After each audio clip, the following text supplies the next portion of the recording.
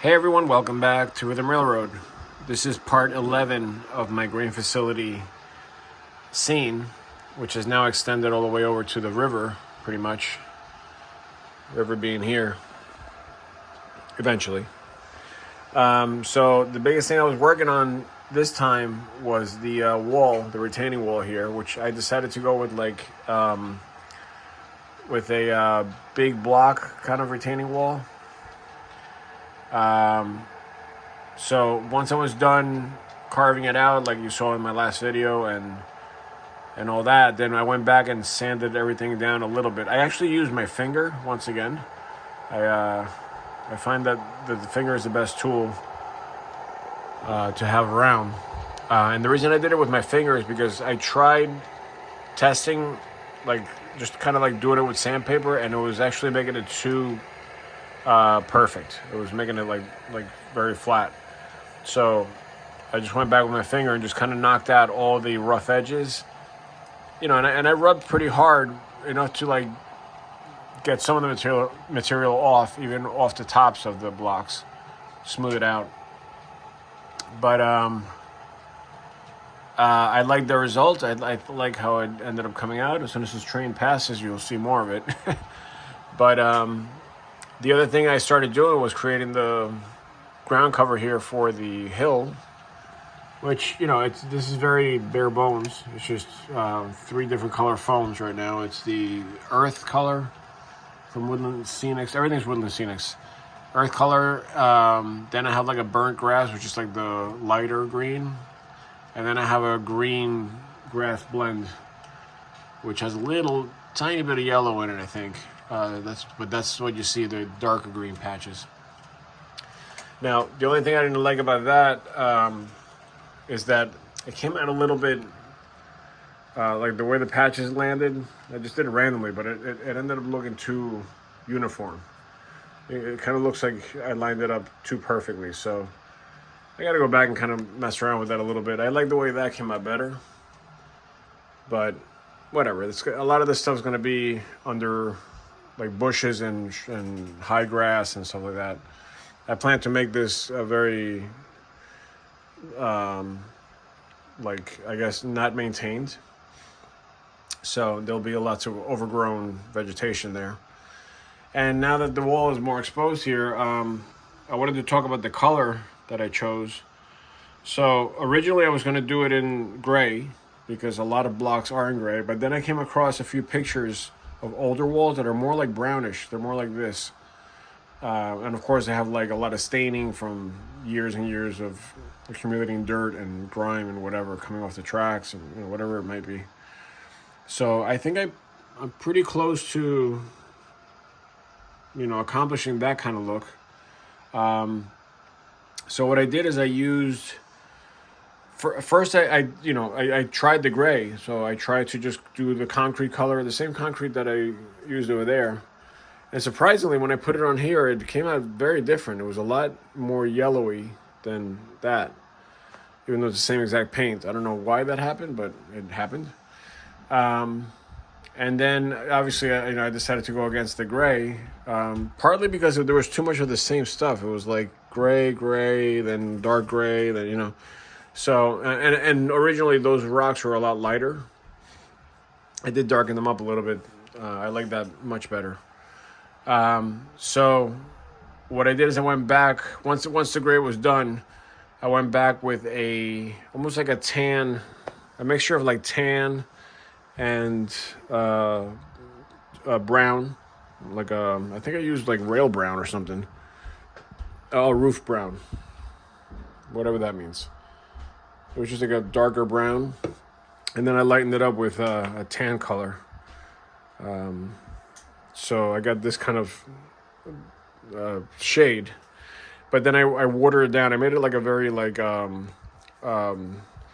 diluted wash, and so I went over the whole thing with that. And I tried to do it unevenly. Also, I tried to for example, like you see the darker spots here. Part of that is the third layer that I put in with the black, almost like India ink type thing, but. Before I did that, I went back and hit it a few times with the brown, so it would come out darker in some spots than others. So just by layering, I got these different effects from the same paint, same stuff. Then I went back and I used my typical grimy black wash.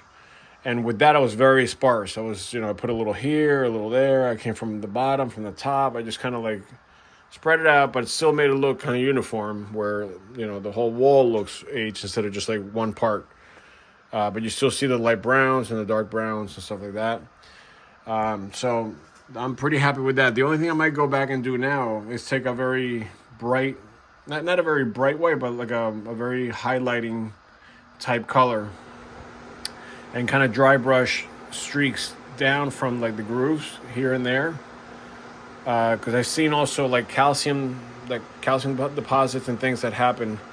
I guess as rain hits them and stuff, and you see these little streaks coming down from the grooves.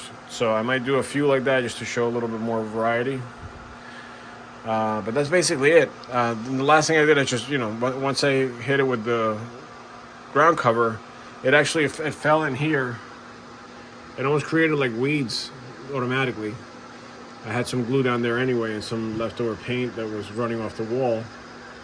So that actually ended up coming out pretty cool. I mean, it's gonna get covered right after I do the ballasting on that side. A lot of it is gonna get covered, but I'm probably gonna go back and kind of add more of that stuff along the edge here just to make it look more overgrown and stuff.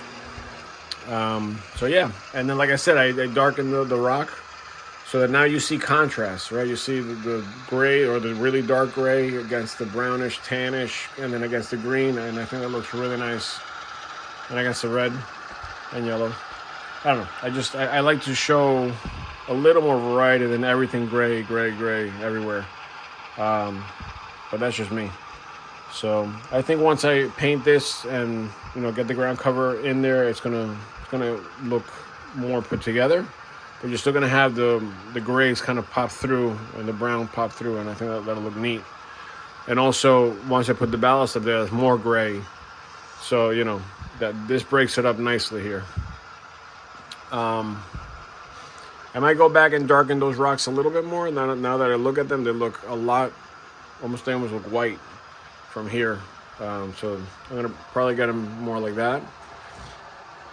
And that's basically just hitting it with the black or dark gray wash. I will go back and give it highlights with like dry brush white stuff. The same stuff that I'll probably use here, I'll probably go back and just kind of give a hint of like white highlights. And maybe even some tan stuff. I did a rock over here that I really like how this came out. See if I can find it. Oh, right here. I love how, I know it's simple and it's like a very, like you wouldn't even look at that, but that little thing adds a lot of age to this rock, right? Because you have this brownish coming through the gray, and then you have a little white there, right? So it's like very, very different colors coming through. And I think I did that in a few places, but I'd like to do more of that. Just go back and add some tan to all this gray rock that you see here. I'm trying to see if I can find the other one, but I don't see it. That was just me experimenting and then kind of letting it go for a while. So that's why I do things. I just jump around a lot. And the only issue with that is that I have to remember to go back and do it because I liked it, right? So we'll see. Anyways, that's basically where we're at. Ignore the paint cans and the alcohol. It's just I put a little more glue on that track because it was starting to lift a little bit. So I want to glue it down nicely before the winter hits, because that's when the kinks come out. That's typical time of the year for kinks to happen. So I want to make sure this track is really solid. I'm trying to get the ballast in also before the winter really hits. But I went to my local hobby shop to get the stuff that I've been using because I ran out, and it's like now week 3 and they can't seem to get it in into the store. I could probably order it faster than they can get it in the store. It's kind of upsetting, but anyways, yeah. So I have to finish all that as well, and I'm trying to time it correctly so that I don't get caught in the middle of all that shrinkage that happens with the wood, and then starts popping tracks. I will say, the tracks that are ballasted have held up very nicely. I mean, you can still see hints of it in the winter, like where they're trying to pop, or they're trying to bend, or kink. But generally speaking, it's stayed in place much better. Like the ballast really helps keep things in place. So praying that this winter won't be very problematic with track work. We'll see. All right, I'm going to leave it there, and I'll see you on part 12.